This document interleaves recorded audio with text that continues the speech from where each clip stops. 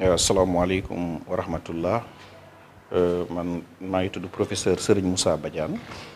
nekk coordonnateur pôle santé ci projet université bu Touba li ñu dajale woon fii tey nag réunion de coordination la ginnaaw bi nga xamee ne liggéey nañ ci projet bi jamono yi yëpp dañ doon daje tey ngir xool état d'avancement liggéey boobu ak it gën a xool impact yi nga xam ne moom la formation yi ñu war a tëral di am ci Touba ak ci réew mi dans le court le moyen et le long terme maanaam xool ko ci teew maanaam bu ñu tàmbalee ban impact lay am ci diir bu gàtt ak bu ñu doxalee ba ci kanam ban impact lay am ak ëllëg maanaam ban impact lay am ci Touba ak ci réew mi ndax université boo ko déggee barabu jàng la barabu gëstu la waaye it barabu faju la ci wàllum santé waaw ndax pôle bu ñu nee pôle santé day am wàllu woo xam ne wàllu faju la donc ñi nga xam ne dañ leen di tàggat ci domaine yooyu day nekk ñoo xam ne dañuy jàng di gëstu xam-xam mais en même temps day nekk ñoo xam ne dañuy pratiquer te pratique boobu ñuy def ak jumtukaay yooyu nga xam ne moom la ñuy jëfandikoo ci dëkk bi day am njëriñ ak jeexital ci wàllum santé ci dëkk bi ndax ci tàmbali bi rek dina permettre ñu mën di def ay analyse ci laboratoire yi dina permettre ñu mën di faj lu demee ni que jàngoro yi jëm ci wàllu bëñ ci biir université bi ak yu demee noonu maanaam dañuy jàng en même temps di exercer te loolu loo xam ne la lu am jeexital la ci askan wi maanaam bu ñu waxee département santé day ëmb lépp loo xam ne spécialité la ci wàllum wér-gu-yaram waaw waaye nag duñ tàmbalee doo lépp dañuy tàmbali ci lenn di avancer ndànk-ndànk ci loolu maa ngi ànd fii tey ci ndaje mi ak professeur Cheikh Mbacké Lo nga xam ne réew mi yëpp ràññe nañ ko ci wàllu dentaire diriger agence nationale également de recherche scientifique fii ci réew mi ànd ak le docteur Thiam Makhoury Dia moom nga xam ne aussi wàllu sciences infirmières maanaam ñëpp ràññee nañ ko ci ñooñu dinaa leen sax jox kàddu bu ko defee ñu gën leen a mën a leeral ci seen spécialité yooyu lan lañ ci mën a xaar ci université bi. perspective yi mooy tàmbali liggéey bi perspective bi mooy tàmbali formation yi waaw donc ci loolu lañ nekk waaye nag dañoo bëgg lu nekk bala ñu cee dem rek ñu xam lu leer loo xam ne ñu am lu leer ci fi ñuy teg suñu tànk waaw ndax dañoo bëgg daal def liggéey boo xam ne bu mucc ayib ci wàllu université bi. Je voudrais d'abord remercier le khalife général pour la vision, en tout cas pour nous permettre d'avoir une formation en dentaire ici à Touba. Remercier aussi Serigne Ahmadou Badiou, qui est notre porte d'entrée au niveau du khalife, qui porte notre projet et à qui nous donnons toutes les explications qui permettent au marabout de pouvoir prendre des décisions. Nous le remercions très sincèrement. Je voudrais aborder maintenant tout ce qui consiste, parce que le projet concerne 4 domaines. Il y a la médecine générale, il y a la pharmacie, il y a la chirurgie dentaire, qu'on appelle odontologie aussi, et enfin il y a les soins infirmiers. Mais moi, je m'appesanterai sur les soins dentaires parce que je suis professeur en chirurgie dentaire, je suis professeur de santé publique, mais dont la profession c'est la chirurgie dentaire et je suis au niveau de la faculté de médecine à l'Institut d'odontostomatologie. Par rapport à la vision du marabout donc, je voudrais dire que cette vision dépasse. Parce que si vous prenez le Sénégal, vous avez 8 universités et toutes les universités, à part Dakar, il n'y a pas une section odontologie. Tout simplement, ils le veulent. Mais parce que les conditions ne sont pas réunies pour mettre en place une section odontologie. Si aujourd'hui le marabout pense dans sa vision à mettre en place une section odontologie au niveau de Touba, mais nous ne faisons qu'applaudir et nous ne faisons que le soutenir. Nous, en tout cas, professionnels de santé bucco-dentaire. Et je dirais pourquoi plusieurs impacts. D'abord, je disais au Sénégal, nous avons 500 dentistes. Depuis que nous avons commencé à former, nous avons formé environ 500 dentistes. Et l'OMS recommande un dentiste pour 30 000 habitants. Nous, si nous faisons le calcul, à Dakar, nous avons le ratio. Nous avons peut-être un dentiste pour 20 000. En un moment, nous avions fait les études, un dentiste pour 25 000 à peu près habitants. Mais si nous sortons et que nous allons dans la région, par exemple, de Diourbel,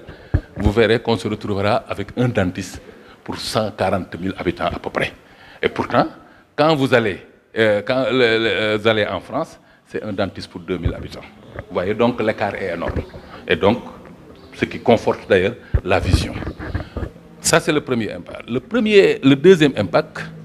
c'est que nous aurons un rayonnement international. Parce que tout simplement, il n'existe que 3 écoles dentaires aujourd'hui à Dakar, au Sénégal. Et dans la sous-région, en tout cas en Afrique de l'Ouest, il n'y a que 2 écoles dentaires, c'est Côte d'Ivoire et Sénégal. Et lorsque nous allons ouvrir cette section, ce qui est sûr, nous aurons minimum 200 demandes venant de l'extérieur pour s'inscrire à cette section-là. Ce qui fait un rayonnement international. Parce que c'est comme ça, effectivement, on dira la section odontologie de Touba. Et ce qui fera vraiment le rayonnement international de cette université, parce qu'on parlera de l'université de Touba à travers l'odontologie, parce qu'il y aura beaucoup d'étrangers qui viendront faire leurs études ici. Donc ça, c'est un impact sur le plan. Sur le plan maintenant local, nous savons tous que les soins dentaires coûtent excessivement cher. Ce n'est pas seulement au Sénégal, même dans les pays, parce que moi je suis économiste de la santé et j'ai fait des études par rapport à ça. Même dans les pays européens, mais la chirurgie dentaire, on ne touche pas. Vraiment, c'est pour les nantis. Aujourd'hui, à Touba, on sait très bien que dans toutes les familles, il y a des problèmes dentaires. Et ce serait intéressant d'ailleurs, et moi je m'y attellerai, de faire une enquête épidémiologique pour savoir les besoins ici, en tout cas au niveau de Touba. Et je sais qu'on aura, je mettrai un étudiant dessus d'ailleurs pour faire une enquête sur ça, et je suis persuadé qu'on aura des chiffres, en tout cas des prévalences très élevées. Ce qui fait donc que si on a cette formation ici à Touba, la formation, nécessairement, il y aura des fauteuils dentaires. Et nécessairement, il y aura des soins au niveau de l'université qui seront prodigués non seulement par les étudiants, mais supervisés par les professeurs. Ce qui fait que ce seront des soins de qualité. Et ça permettrait aux populations de payer moins cher et d'accéder à des soins de santé, surtout à des soins dentaires. Donc ceci va donc être un avantage sérieux pour les populations et ça va permettre de soulager donc les populations. Toujours sur le plan local, nous avons beaucoup de jeunes qui sont dans les écoles, qui sont en train d'apprendre, qui peut-être demain voudront faire la chirurgie dentaire. Ça permettrait d'avoir des ressources humaines aussi localement. Et la formation va permettre d'avoir des chirurgiens dentistes qui vont, après leur étude, quand même,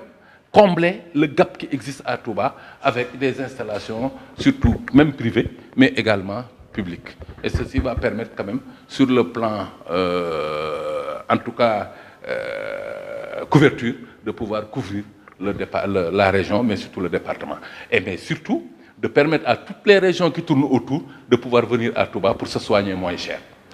Quatrièmement, ça va permettre aussi aux populations d'accéder aux spécialistes de chirurgie dentaire. Parce que la chirurgie dentaire, il y a plusieurs spécialités. Et ça va permettre aux populations, ceux qui allaient à Dakar, ceux qui allaient au Maroc pour se soigner, de pouvoir se soigner ici, parce qu'il y aura des enseignants spécialistes qui pourront les prendre en charge. Et globalement, c'est vraiment les impacts que nous pouvons dire. Et maintenant, il y a des impacts économiques. Ça, on y reviendra plus tard. Voilà vraiment les quelques impacts que je pouvais, en tout cas, vous livrer pour vous dire que dans la vision du Khalif, vraiment, elle est extraordinaire et nous en parlerons plus tard. En tout cas, c'est une chance pour le Sénégal et je pense que c'est une chance que nous allons saisir. Merci beaucoup. maa ngi leen di nuyu bu baax jiite nuyoo bi sëñ Mountakha di ko ñaanal mu yàgg lool te wér di nuyu bu baax sëñ Ahmad Badawi mi nga xam ne nii moom la sëñ Mountakha teg loxoom liggéey bi mu gëriñ fi liggéey bi boobu léegi ñu nekk ci di ci yëngatu ci commission yi man maay Mor Faye professeur Mor Faye maa ngi nekk ci comité de pilotage élargi bi nga xam ne nii ñoo ànd ak si Ahmad Badawi di liggéey bi daal xam am mbégte rek ni liggéeyu tey bi day loo xam ne dafa ñëw roofu ci fi newoon daal am daal liggéey yu am solo defoon ko ci ginnaaw ci commission yi yëpp di sàmmar li nga xam ne ni moom lañu war a jàngale programme yi di ñëwaat nag encore tey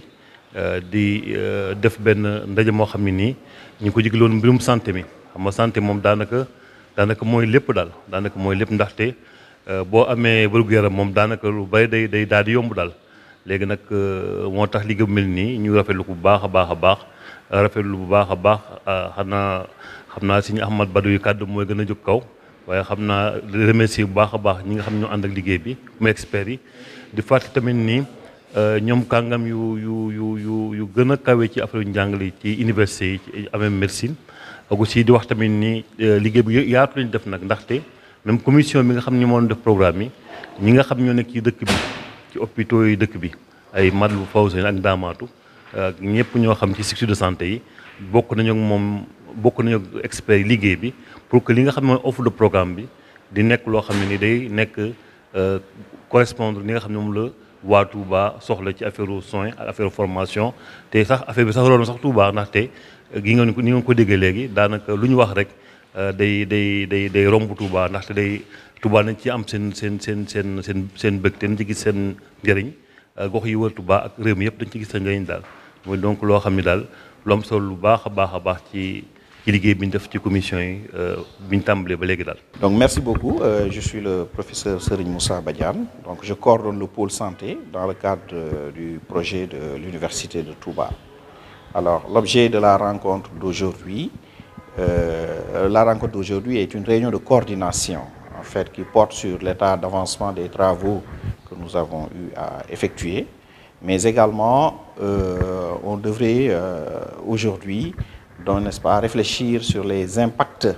à court, à moyen et long terme donc des différentes filières que nous comptons donc lancer dans le cadre du pôle santé. Également, je suis accompagné du professeur Cheikh Mbacké Lo, directeur de l'Agence nationale de la recherche scientifique, qui est un éminent professeur dans le domaine de l'odontologie, qui va se prononcer également sur son département. Également, je suis avec le docteur Mahouredja Chan, n'est-ce pas, qui est reconnu dans le domaine des sciences infirmières au Sénégal, qui va se prononcer également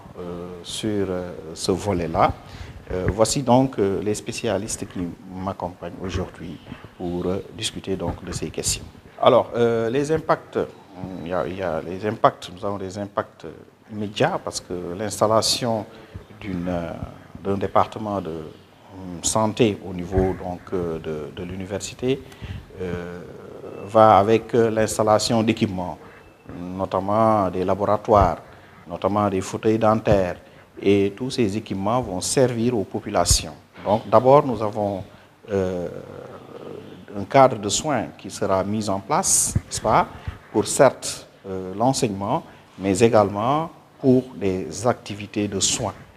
dans l'université. Mais également, dans le moyen terme, il faut s'attendre à un renforcement donc, des ressources humaines en termes de soins au niveau de la ville de Touba, mais également l'élargissement donc, de l'offre de soins au niveau de la ville de Touba, mais également cette formation va participer au rayonnement de la ville de Touba au niveau international. Voici entre autres quelques aspects, n'est-ce pas, que je souhaiterais effectivement apporter, mais également il faut savoir que tout cela s'inscrit dans le cadre global du projet pédagogique de l'université. Je vous remercie. Asalaamaaleykum wa rahmatullah. Donc maa ngi gërëm sëriñ bi ak ñu àndal ci liggéey bu ñuy def nii te ñu boole ñu ci réflexion bi en fait ñun ci fànnu peut-être accompagner spécialistes yi ci xalaat ci mbirum administration bi nan la ñuy gérer yan structure la ñuy teg en place loolu mooy à peu près man suma wàll ci liggéey bi c'est juste dama ci jaamuwaale yàlla di ci aussi di liggéey ci sëñ bi moo tax ñun ñu jàppale leen donc mais liggéey bi lépp ñii la experts yi ci gannaaw ñun c'est juste xalaat dimbali leen ci xalaat bi parce que aussi institut bu taxawee il faut mu am administration bu taxawee il faut mu am statut mais ñu ngi ciy xalaat ñu ngi ciy liggéey pour le moment ñun loolu la ñu amoon li ci wax te vraiment di gërëm lépp di gërëm sëñ bi aussi fi ñëwee ba léegi mu ngi je pense mu ngi baliser yoon bi te apparemment affaire baa ngi dem ba te yàlla na ko yàlla yombalal te ñu egg ci ak jàmm quoi jërëjëf. Donc juste pour vous dire que donc nous remercions donc le marabout pour sa vision comme l'a dit nous remercions aussi son représentant pour son éclairage et l'accompagnement et nous sommes juste là pour accompagner les experts dans la réflexion pour l'encadrement administratif dans la mise en place de l'école des soins et des métiers de la santé et cette école-là ils l'ont dit est d'une importance capitale et il faudrait aussi peut-être l'accompagner en y adjoignant une administration aussi proche possible pour leur permettre d'être aussi le plus efficient possible. Voilà, c'était vraiment ce que je voulais dire. Et nous remercions vraiment le marabout et son représentant pour l'opportunité qui nous est offerte pour travailler pour la ville de Touba, pour le pays et pour le monde entier. Merci beaucoup. maa ngi tudd professeur Cheikh Mouhamadou Mbacké Lo directeur général de l'Agence nationale de la recherche scientifique appliquée, enseignant à la faculté de médecine de Dakar. di ngeen ma may d'abord ñu gërëm sëriñ bi mu ñu boolee ci liggéey bu rëy bi ndaxte vision bu ëpp vision bi nga xam ne sëriñ Mountakha am na ko wax dëgg yàlla ku ci bokk rek te yàlla daf la ci boole. di gërëm bu baax aussi sëñ Ahmed Badiou bi nga xam ne ñun mooy suñu porte entrée ci tey liggéey bi. lépp li nga xam ne ñu ngi koy def moom lañ koy jébbal moom lañ ciy waxtaanal te moom moo koy yeggale sëriñ bi ba nga xam ne sëriñ bi dana comprendre fa ñu jëm li ma bëgg a wax li suñu coordonnateur wax mooy li nga xam ne lépp mi ngi jëm ci dentaire ndaxte institut loolu ñu nga xam ne lañ ko war a def ci biir université bi dafa am ñetti volet dafa am volet médecine générale dafa am volet pharmacie dafa am volet ñeent d'ailleurs odontologie après mu am sciences infirmières ñun suñu xam-xam li mu gën a naaj ci mooy ci li nga xam ne mooy odontologie si moom loolu laa bëgg a wax xam nga Sénégal tey booy xool Sénégal li muy rëy li ñuy dem ba 16 millions d'habitants 500 chirurgiens dentistes donc la ñu formé ko moo am Sénégal loolu moo tax boo xoolee ci biir réew mi même Touba bi ngeen nekk bu ngeen xoolee bu ngeen amee ñeent fukki médecin li ngeen am ci dentiste bariwul loolu moo wër Sénégal te dañu ne Afrique pays Afrique yi OMS demoon na ba ne boo demee ci pays européens yi dañuy wax benn dentiste pour ñaari junni nit mais ñun dañu demoon ba nga xam ne dañu ne nañu am rek nañu fexe ba am benn dentiste pour 30 000 habitants mais loolu boo ko xoolee Sénégal si 500 dentistes yi ñu am 300 et quelques yëpp maanaam 300 et quelques yëpp ay privé bi la ñu nekk maanaam kon ñu si bari ña nga Dakar am na ay privé yu nekk ci région yi mais bariwul nga xool ñi ngi nekk ci public bi kon bariwuñ loolu moo tax vision bi nga xam ne sëriñ bi am na ko pour dugal loolu fi biir fii Touba dafay am solo ndaxte xam naa ne boo defoon ratio bi xool Touba ñaata dentiste moo fi nekk ak population bi fi nekk dinañ yéem mooy wane ne problème bëñ déjà problème la yoo xam ne dafa bari nit koo gis rek am na ko soit daf koy wax wala waxu ko ba pare problème bëñ dafa bari ay répercussions ndax nit ki am problème bëñ dafay am problème bëñ ki nga xam ne dafa am problème cardiaque boo demee seet ki nga xam ne moo lay faj danaan la demal xooli sa bëñ yi parce que problème bëñ dafa am des relations ak problème cardiaque problème bëñ dafa am relation ak problème li ñuy wax diabète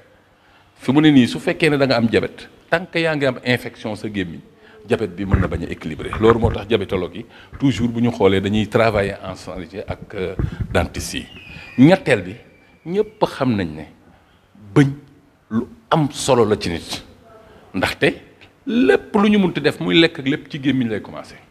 te bu fekkee ne ci gémmiñ bi la nga xam ne war nga ko def ba nga xam ne giir bi dana ko mën a kii bu fekkee ne amoo bëñ la li gémmiñ gi waroon def biir bee koy def te bu ko biir bi defee loolu mooy indi cancer yu bari yi ñuy gis ak yenn maladie yi ñuy gis kon loolu mooy wane importance ak vision bi nga xam ne sëriñ bi xam na am na ko ba xalaat pour que ñu former ñu mel noonu catégorie boobu muy des dentistes te ma xam ne formation dentiste tey boo xoolee Sénégal ñetti école la fi nekk ñaar yi privé la benn bi mooy université Dakar même université yi nga xam ne tas nañ ko ci réew mi ba léegi amaguñu doole pour mën a def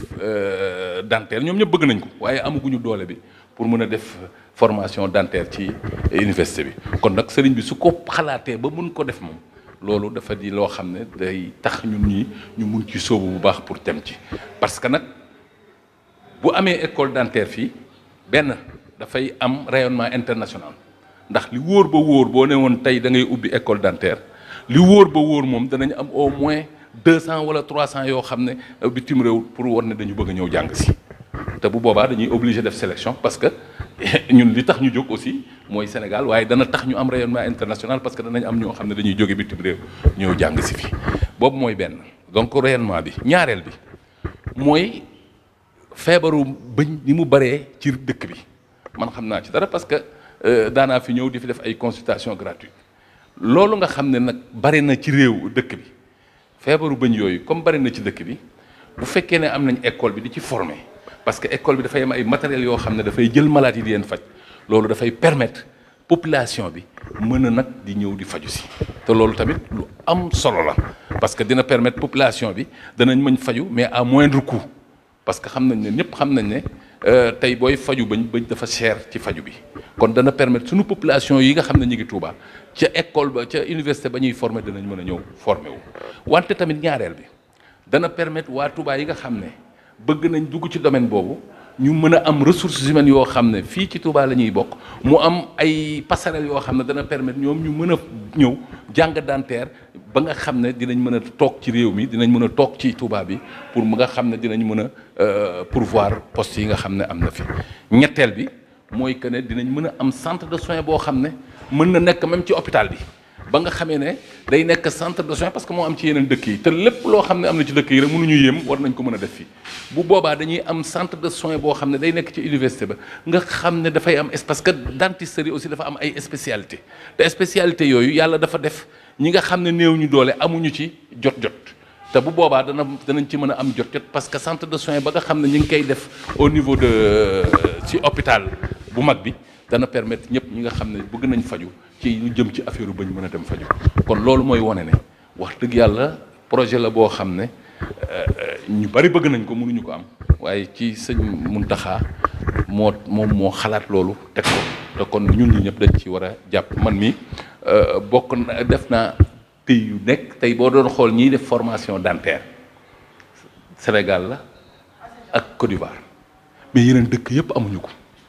Sénégal soit dañuy dem Côte d'Ivoire wala ñu ñëw fii te ñu si bari Sénégal la ñuy ñëw former kon nag bu boobaa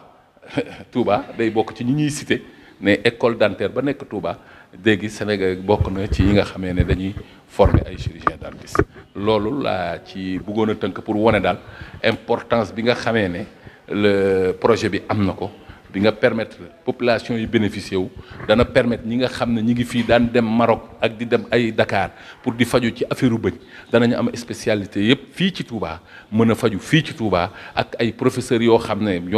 ñoom ñooy jàngale loolu dina permettre ñu am ay soins de qualité maanaam soins yoo xam ne bu ñu demoon France tamit moom la ñuy am te danañ ko am fii te dana li mu leen di coûter du bari donc loolu mooy li nga xam ne bëggoon naa ko wax si li nga xam ne moom mooy jëm ci affaire u bëñ. asalaamaaleykum wa rahmatullahi wa barakatuhu ñoo ngi leen di nuyu di gërëm ñi nga xam ne ñii ñoo ñu boole ci waxtaan bi ci invitation bi ñoo ngi ci kontaan trop jëm ci joxe vraiment impact formation infirmière ak sage-femme fii ci Sénégal man docteur Makhourédia Thiam laa tudd may jàngale université Gaston Berger bu Saint-Louis ñoo ngi yëngatu ci yëf yi depuis maintenant plus de 30 ans expliquer vraiment importance su formation infirmière defe naa ne wax ko du jar guddal parce que xam nañ ne infirmiers yi sages-femmes yi ñoom ñoo nekk li ñuy wax cheville ouvrière système bi depuis la petite case depuis le CHU maanaam case de santé bi ba ca hôpital bi gën a mag foofa dem da nga fa fekk infirmier te loolu tax na te terewul doyul donc il faut ñu continuer def pourquoi Diourbel pourquoi par exemple Touba parce que simplement Touba dafa nekk ville bu nekk en extension mu am ay création partout population bi macha allah di ñëw di yokk kon ñu yaakaar ne def fi école boo xam ne bii dafay former ay infirmiers ak sages-femmes di toppatoo seen wér-gu-yaram population bi loolu ça devient une nécessité dañuy wax naan sax ay slogan oui qualité de soins mënul am sans une bonne formation ñu yaakaar ne formation bu baax ci université lay mën a génn moom la ñuy défendre tout le temps une bonne formation pour des infirmiers et des sages-femmes ça passe par l'université yàlla defal nañu nag ñu am ay njiit am ay sëriñ yoo xam ne yi bañuñ ci dara pour loolu taxaw looloo tax fi mu nekk nii ñun ñu engagé wu que ne vraiment bëgg nañu lépp loo xam ne fi mu nekk nii sans waaye ñoo ngi koy jàngale fii ci Touba mu nekk loo xam ne lii dafay nekk mooy nekk flamme bi maanaam nit ñi dañu war a di jëlee fii léegi di ñëw vraiment di dem fii daal moom moo war a nekk ëpp bi encore Touba soreetul Touba en extension léegi moyens yi ñu demandé yépp macha allah mën nañ ñu taxawal parce que xam nañ ne bu fekkee ne par exemple sëriñ bi taxaw na ci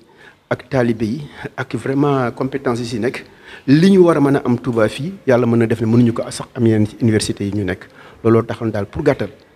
ñu wax ne vraiment c'est une nécessité pour que ñu ubbi école bi fii à Touba pour que vraiment population yi mën ci bénéficier wu ñuy dem di faju ji. bismillahi rahmaani rahim alhamdulilahi rabbil alamin wasalaatu wasalaamu ala ashrafil anbiyaai wal mursalin sayidina wa mawlana muhammadin wa ala alihi wa ashaabihi wa xayra xadimi ajmain asalaamaaleykum wa rahmatullahi wa barakaatu. ñu ngi yëkkati sunu kàddu di ko tàmbalee ci ab ziar ak nuyoo ba gën a sell ba gën a tedd jëme ko ci Cheikh Mouhamadinil Muntaqa di ñaan sunu borom bàyyi ko fi te may ko wér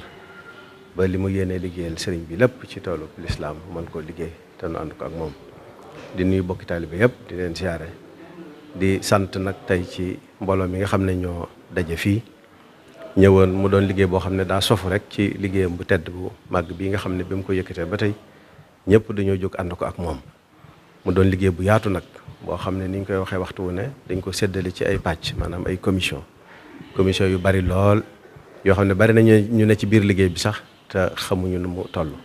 waaye benn bu ci nekk rek dañuy jàpp ne mooy bi ëpp solo